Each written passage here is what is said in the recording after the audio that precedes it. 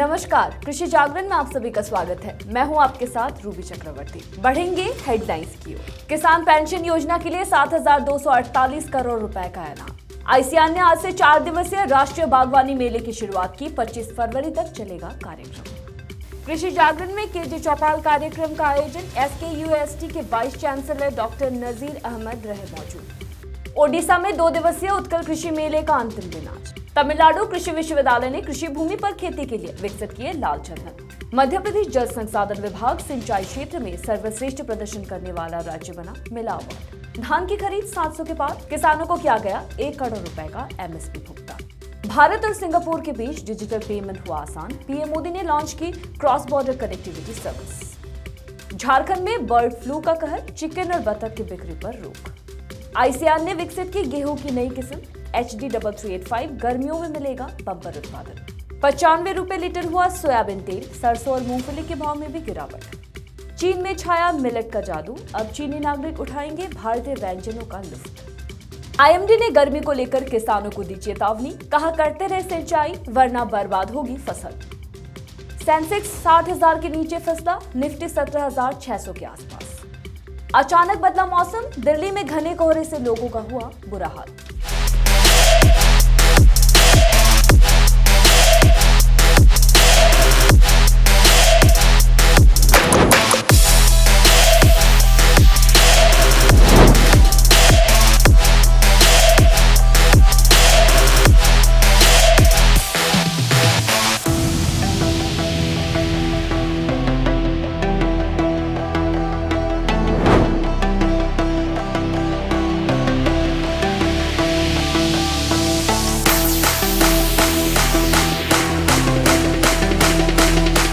बढ़ेंगे खबरों की ओर।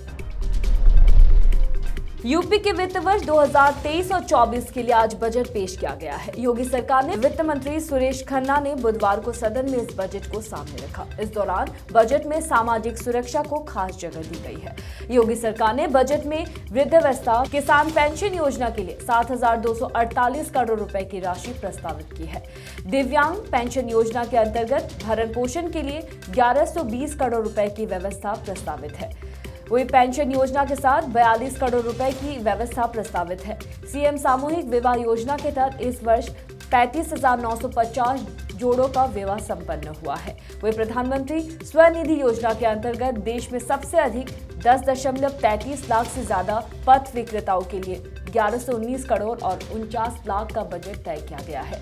यूपी ऋण वितरण के मामले में पूरे देश में सबसे आगे है। वही राष्ट्रीय खाद्य सुरक्षा अधिनियम के तहत पीएम गरीब कल्याण योजना के फेज 3 और 4 एवं फेज 5 में 81.25 लाख मीट्रिक टन खाद्यान्न निःशुल्क वितरित किया गया है। राष्ट्रीय बागवानी मेला 2023-22 से और 25 फरवरी के बीच बैंगलोर में आत्मनिर्भरता के लिए अभिनव बागवानी की थीम के साथ आयोजित किया जा रहा है। और बता दें कि यह मेला आज से शुरू हो रहा है, जो 25 फरवरी तक चलेगा। वही आईसीआर के निदेशक आयोजन समिति 2023 के अध्यक्ष संजय कुमार सिंह ने कहा है कि इस मेले का उद्घाटन केंद्रीय कृषि मंत्री नरेंद्र सिंह तोमर द्वारा वर्चुअल माध्यम से किया जाएगा। वह भारतीय कृषि अनुसंधान परिषद और भारतीय बागवानी अनुसंधान संस्थान यानी कि आईसीएआर द्वारा आयोजित इस मेले में आयात के लिए सब्जी, फूल और औषधीय फसल को किस्मों के साथ साथ संरक्षित खेती में परागन और लीफ कल जैसी नवीनतम तकनीकों का भी प्रदर्शन किया जाएगा। कृषि जागरण आए दिन केजे चौपाल का आयोजन करता है और इसमें कृषि से जुड़े गणमान्य व्यक्ति या फिर प्रगतिशील किसान दौरा करने जरूर आते हैं। इसी कड़ी में आज के कृषि जागरण केजे चौपाल कार्यक्रम में डॉक्टर नजीर अहमद गनई ने शिरकत की, जो कि शेर Kashmir university of agriculture sciences and technology यानी कि SKUAST जम्मू के कुलपति वाइस चांसलर। इस दौरान उन्होंने कृषि में अपने अनुभव और जम्मू में खेती की प्रगति पर प्रकाश डाला। इसके साथ ही हमारे मंच से देश के किसानों को कई महत्वपूर्ण जानकारी से रूबरू करवाया। इस अवसर पर केजे चौपाल में कृषि जागरण के संपादक MC डोमिनिक और पूरी टीम द्वारा उनका गर्मजोशी से स्वागत किया गया और सम्मान के प्रतीक के रूप में पौधा भेंट किया गया। केजे चौपाल में बोलते हुए उन्होंने उन मुद्दों के बारे में बात की जो एक भारतीय किसान शुरू से अंत तक खेती करने की प्रक्रिया के दौरान सामना करता है। उन्होंने इस बारे में भी बात की कैसे भारतीय किसान कर्ज के जाल में फंस जाते हैं, जिससे वे खुद को मारने के लिए मजबूर हो जाते हैं। Centurion university of technology and management CUTM और कृषि जागरण ने संयुक्त रूप से ओडिशा के Swaminathan school of agriculture Centurion university में दूसरा उत्कल कृषि मेले का शुभारंभ किया है। ये 2 दिवसीय कार्यक्रम का आज अंतिम दिन है। बता दें कि इस मेले के मुख्य अतिथि Pravat Kumar Rao Odisha university of agriculture and technology OUAT के कुलपति थे, जो कि बीते 29 वर्षों से शिक्षण का कार्य कर रहे हैं। वे बता दें कि आज भी इस कार्यक्रम में कई गणमान्य व्यक्ति मौजूद रहे। तमिलनाडु कृषि विश्वविद्यालय ने फॉरेस्ट कॉलेज एंड रिसर्च के अत्यधिक लाभकारी लाल सैंडलवुड के पौधे तैयार किए हैं। ये राज्य के विशेष कृषि बजट में बंजर और शुष्क भूमि में खेती को बढ़ाने की दिशा में एक महत्वपूर्ण कदम है। वही TNU के कुलपति V गीतालक्ष्मी ने कहा है कि तमिलनाडु अपने वन क्षेत्र को मौजूदा 17% से बढ़ाकर 30% करने का लक्ष्य रखा है। इसमें लाल चंदन उगाने से किसानों को बाजार में लकड़ी की बिक्री से अच्छे रिटर्न भी मिलेगा। सरकार द्वारा निजी भूमि पर पेड़ उगाने के लिए भी लोगों को प्रशस्त किया जा रहा है। कुलपति ने आगे कहा कि एक बड़े पेड़ से लकड़ी की कटाई के लिए किसानों को 18 साल तक का इंतजार करना होता है, लेकिन हर एक पेड़ से 100 किलोग्राम लकड़ी प्राप्त होती है, जिससे एक अच्छा मुनाफा होगा। आप 1 एकड़ के खेत में 3x3 मीटर की दूरी के साथ 444 पेड़ उगा सकते हैं। मध्य प्रदेश को सिंचाई के क्षेत्र में बेहतर कार्य करने के लिए उत्कृष्ट राज्य के रूप में चुना गया है। जल संसाधन मंत्री तुलसीराम सिलावट ने कहा है कि केंद्र सरकार के केंद्रीय सिंचाई एवं ऊर्जा ब्यूरो द्वारा मध्य प्रदेश को नेशनल CBIP अवार्ड 2022 प्रदान किया गया है। मुख्यमंत्री शिवराज सिंह चौहान ने सिंचाई के क्षेत्र में अवार्ड मिलने पर जल संसाधन मंत्री सिलावट और विभाग के अधिकारी कर्मचारियों को बधाई और शुभकामनाएं दी है। मंत्री सिलावट ने कहा है कि मध्य प्रदेश के लिए गर्व का विषय है कि राज्य को सिंचाई के क्षेत्र में बेहतर कार्य करने के लिए CBIP अवार्ड प्रदान किया गया है। ये प्रदेश के लिए ऐतिहासिक उपलब्धि है। उन्होंने आगे कहा कि ये प्रदेश के किसानों के प्रति सरकार की जिम्मेदारी का परिचय है। देश भर के किसानों के लिए धान की तेज खरीद काफी फायदेमंद साबित हो रही है। इस खरीफ सीजन में धान की खरीद 700 LMT के आंकड़े के पार पहुंच गई है, जिसके एवज में किसानों को लगभग 1 करोड़ रुपए के MSP का भुगतान किया गया है। उपभोक्ता मामलों के मंत्रालय ने मंगलवार को इसकी जानकारी दी है। उपभोक्ता मामलों के मंत्रालय के अधिकारियों के मुताबिक 20 फरवरी 2023 तक कुल 702 LMT से अधिक धान की खरीद के साथ KMS 2023 और 2022 के लिए धान की खरीद सुचारू रूप से चल रही है। इसके एवज में अब तक किसानों के खाते में 1 करोड़ 45 लाख 845 करोड़ रुपए का सीधे भुगतान किया गया है। प्रधानमंत्री नरेंद्र मोदी और सिंगापुर के प्रधानमंत्री ली सिन लुंग ने आज डिजिटल पेमेंट के क्षेत्र में बेहद बड़ा करार किया है। भारत के UPI यानी यूनिफाइड पेमेंट इंटरफेस और सिंगापुर के पेनाउ को जोड़कर दोनों देशों के बीच क्रॉस बॉर्डर पेमेंट कनेक्टिविटी की शुरुआत कर दी गई है और दोनों देशों के प्रधानमंत्री ने वीडियो कॉन्फ्रेंसिंग के जरिए एक कार्यक्रम में शिरकत करके इसे शुरू कर दिया है। भारत की तरफ से RBI गवर्नर शक्तिकांत दास और सिंगापुर की ओर से मॉनेटरी अथॉरिटी ऑफ सिंगापुर के मैनेजिंग डायरेक्टर रवि मेनन ने इस सुविधा को लॉन्च किया है। भारत और सिंगापुर के बीच real time payment system linkage को लॉन्च किया जा चुका है। इसके जरिए भारत और सिंगापुर के बीच क्रॉस बॉर्डर कनेक्टिविटी के तहत बेहद आसानी से तेजी के साथ पैसे ट्रांसफर किया जा सकेगा। बोकारो जिले के एक सरकारी पोल्ट्री फार्म में बर्ड फ्लू के मामले सामने आने के बाद झारखंड सरकार अलर्ट पर है। अधिकारियों ने मंगलवार को ये जानकारी दी। उन्होंने कहा कि फार्म में चिकन की प्रोटीन से भरपूर नस्ल, जिसे कड़कनाथ के नाम से जाना जाता है, उसमें HN1 वेरिएंट की मौजूदगी की पुष्टि हुई है। प्रयोगशाला से प्राप्त रिपोर्ट के अनुसार लाहौंचल स्थित राज्य के पोल्ट्री फार्म में बर्ड फ्लू से कड़कनाथ मुर्गी की मौत हो गई है। इसके बाद 1 किलोमीटर के दायरे में आने वाले इलाके को प्रभावित क्षेत्र घोषित कर दिया गया है।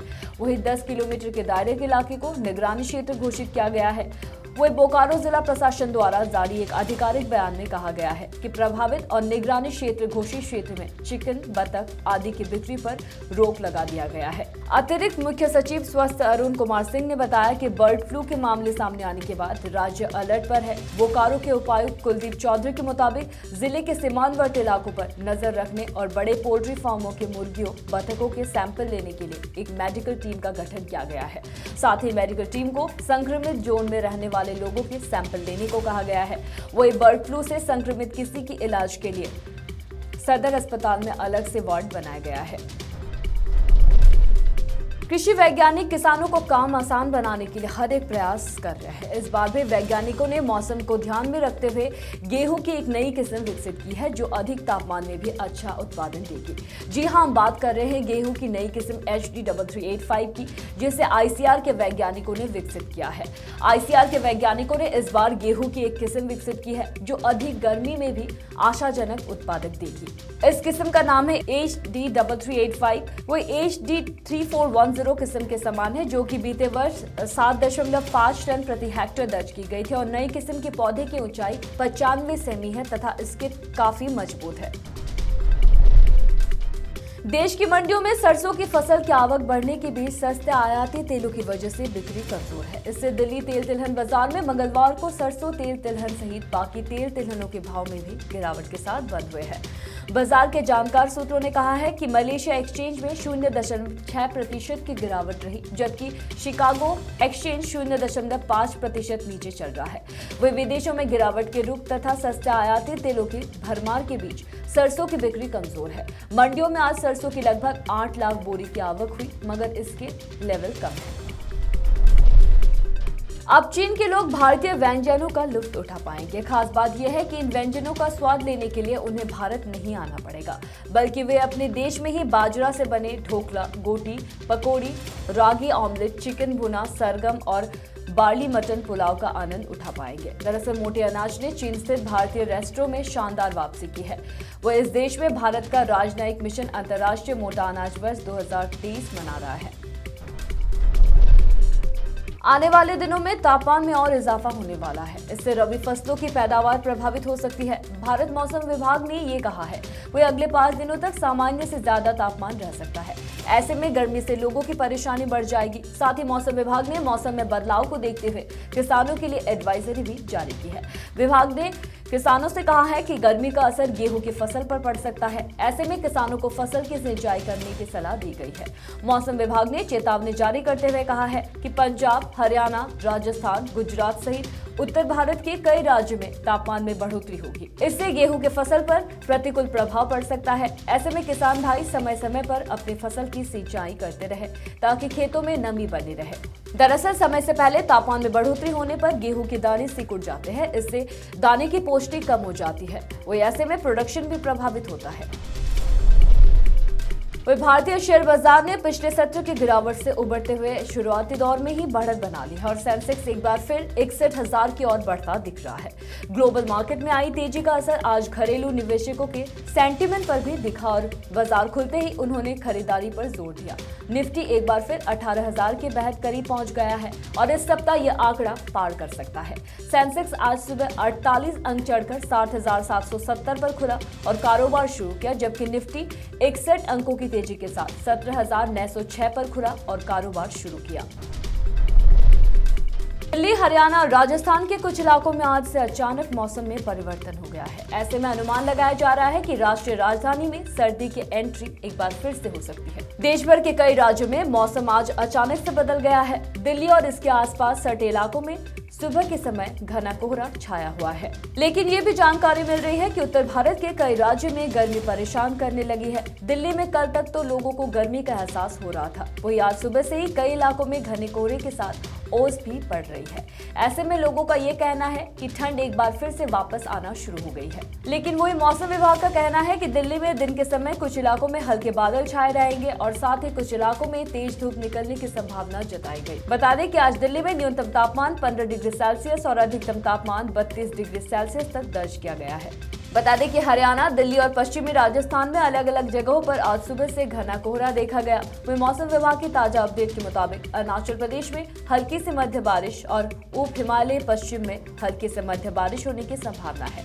इसके अलावा IMD का ये भी कहना है कि अगले 2 दिनों के दौरान बंगाल, सिक्किम, असम, मेघालय, नागालैंड और मणिपुर में मौसम परिवर्तन देखने को मिल सकता है। IMD ने यह भी चेतावनी जारी की है कि अरुणाचल प्रदेश और पूर्वोत्तर में असम में भारी बारिश की संभावना है। फिलहाल कृषि जागरण में मेरे साथ इतना ही। खबरों का सिलसिला जारी रहेगा। अधिक जानकारी के लिए देखते रहिए कृषि जागरण। धन्यवाद।